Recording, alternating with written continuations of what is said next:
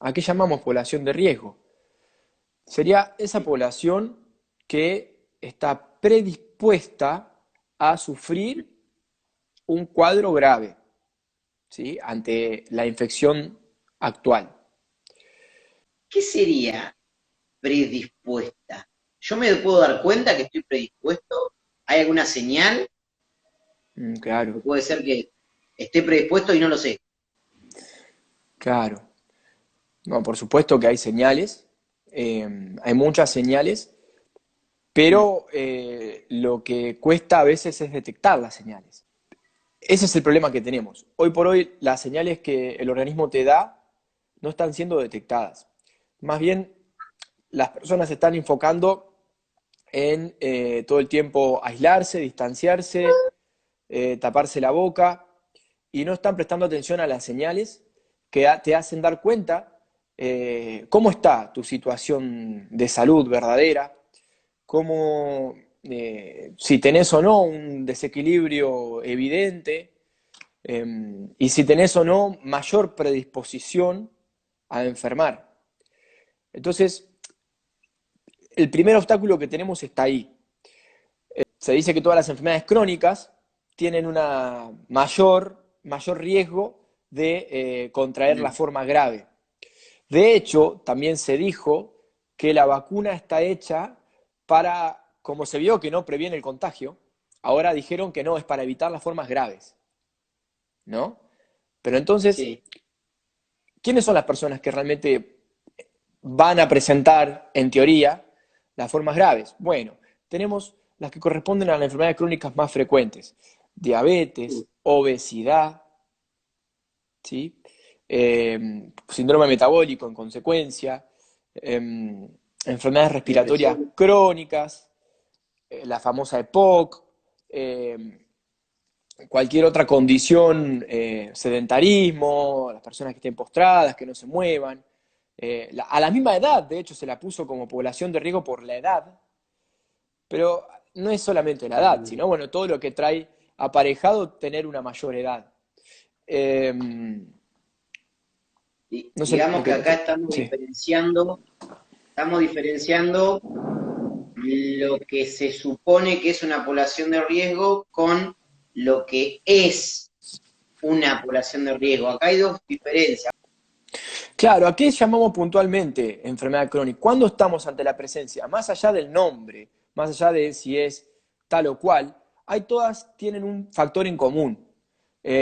Por ejemplo, la depresión es una desequilibrio crónico, es una enfermedad crónica. Trae aparejada daño cardiovascular, trae aparejado un montón de cuestiones que pueden tener que ver con el Alzheimer, ¿no? Mayor riesgo de Alzheimer. El mismo Alzheimer, la demencia, también es una recontra, digamos, factor de riesgo. O sea, acá hay todas cosas que tienen Bien. puntos en común, ¿sí? ¿Cuál es el punto en común de todas las enfermedades crónicas? El punto común es la desconexión biológica, que la tiene tanto la persona con diabetes, la persona con depresión, con artrosis, con Ok. enfermedad cardiovascular crónica, con, digamos, enfermedades intestinales, inflamatorias, que de larga data. Todos ellos tienen el factor en común que es la desconexión biológica.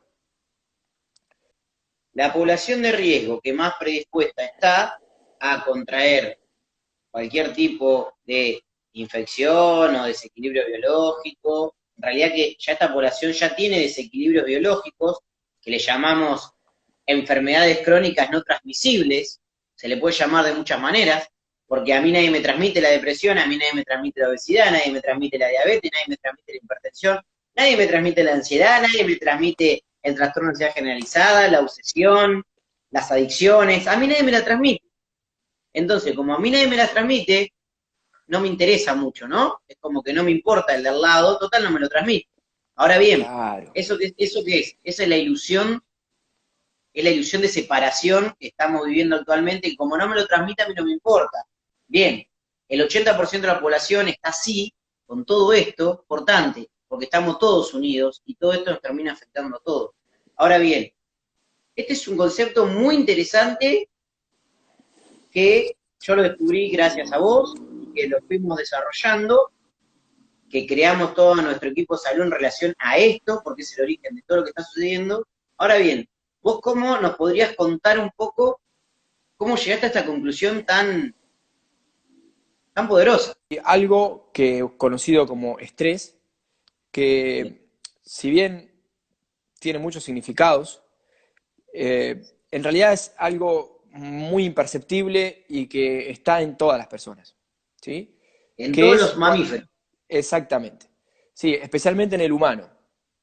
¿Qué Sí. pasa? Fuimos al origen de cuándo se activa el estrés. Bueno, cuando se empezás a desconectar, ¿sí? De la propia biología, de la Mm. propia naturaleza. Entonces ahí empieza a carburar el sistema de estrés. ¿Qué pasa? Vos no lo reconoces hasta que te agarra el pico de estrés famoso, que bueno, ya es evidente, se dio cuenta todo el mundo. Pero hay distintas actitudes que hacen en conductas, en hábitos, que evidencian ya la presencia de estrés, por más de que no Claro, sea superficialmente evidente. claro. Entonces, esa serie de hábitos negativos, tóxicos, que vos vas a ir adoptando, son los que te llevan a la enfermedad crónica en todas las formas. Vamos a citar, no sé, un ejemplo. Lo que tiene que ver con las enfermedades intestinales de intolerancia a cualquier cosa, o las enfermedades Sí. inflamatorias crónicas, tienen todas una historia de estrés, de la persona que evita el contacto, evita expresar, evita conectar con su familia, con las distintas cosas que le están pasando. Entonces, eso se encapsula, ¿sí? Y con los años tu cuerpo lo expresa a nivel anticuerpos, o sea, a nivel inmunológico. Claro. Eh, y después tenés otros ejemplos. Vamos a la diabetes, que es un estado de aumento de la glucemia sostenido en el tiempo, porque tu organismo está preparándose, ¿sí? Ante una amenaza que está todo el tiempo. Entonces, ¿qué hace? Históricamente, cuando nos preparamos para una amenaza, es aumentar la glucosa para el cerebro, el corazón y los músculos. Si este mecanismo vos lo activás en forma sostenida, bueno, vas a terminar agotándolo y empezás a desarrollar lo que llamamos diabetes. Así con la tensión Sí. arterial, una persona que está gran parte de su vida experimentando emociones de reactividad, de ira, entonces aumenta la presión arterial. Entonces, digamos, todas tienen en algún punto el mismo origen y se van a expresar de distintas maneras según la historia de cada persona. Sí. Sí, sí, es un poco, sí, acá hay algo muy interesante que esto tiene que ver, o sea, a ver, esta reacción, este aumento de la glucemia, para el cuerpo biológico es, bueno, yo aumento la glucemia porque es un sustrato el cual me hace zafar ante la reacción, o sea, reacciono, se libera, zafo, tendría que volver otra vez a la normalidad. Ahora, ¿qué es lo interesante? Al estar la glucemia tan elevada constantemente por un mecanismo adaptativo de respuesta al estrés, que pasa muy rápido, muy reactivo, esto lo que hace es acelerar un proceso que se llama glicación de las proteínas. Al estar tan aumentada la glucemia constantemente, se empieza a glicar las proteínas y empieza a hacer que las proteínas de todo el cuerpo empiecen a mal funcionar. Claro, sí, eso a nivel, digamos, fisiológico, cómo empieza a sufrir el organismo, Sí, esta agresión silenciosa que le estamos haciendo. Es una agresión que es casi imperceptible, como otras cosas que también pasan imperceptibles, pero terminan siendo una agresión. Y vos fijate que la solución que hoy tenés disponible a nivel salud, a nivel sistema de salud y todo lo que ya conocemos en forma tradicional, si vos querés mejorar tu salud, ¿qué es lo primero que te dicen? Y lavate las manos, ponete barbijo, separate, aislate. Y todas estas medidas, en evitación. realidad, no están tratando la causa de la verdadera desconexión y que genera estos hábitos tóxicos. Estos hábitos tóxicos están totalmente sin tratar todavía de muchos, muchos años de evolución.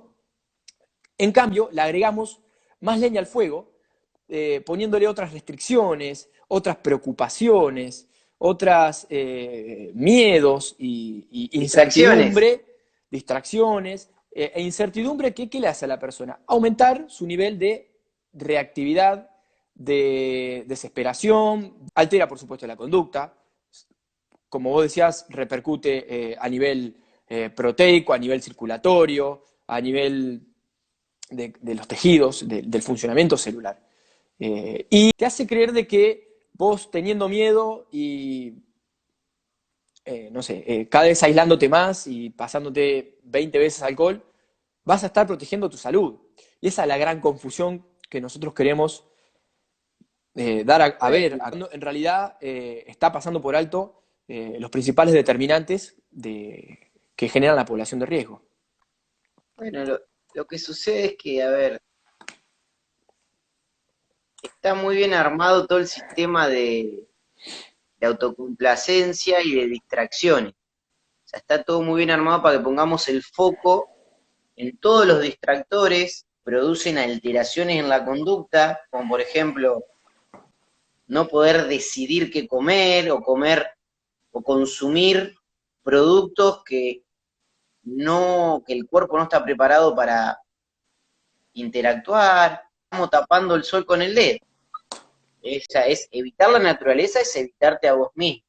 La primera sensación de placer ante el displacer es con la comida. Entonces, todo esto te altera la conducta y terminás utilizando a la comida, Y lo fue así también en los comienzos. O sea, siempre fue así. el alimento fue la primer eh, vínculo del ser humano cuando llega a la vida, es lo primero, durante sus primeros meses, durante sus primeros años, la forma de estar protegido, la forma de obtener sus calor, de obtener energía, nutrientes. Y entonces por eso tiene un lugar muy importante y está muy afectado por la conducta. Más aún en este contexto que no solamente está alterado por la ansiedad y por la misma compulsividad, sino también con las nuevas medidas, ¿no? Eh, la forma de vincularse ha cambiado, el contacto está cada vez más limitado y eso afecta al concepto de alimento que tenemos, ¿no? Porque Claro, anteriormente el contacto era también parte de la nutrición.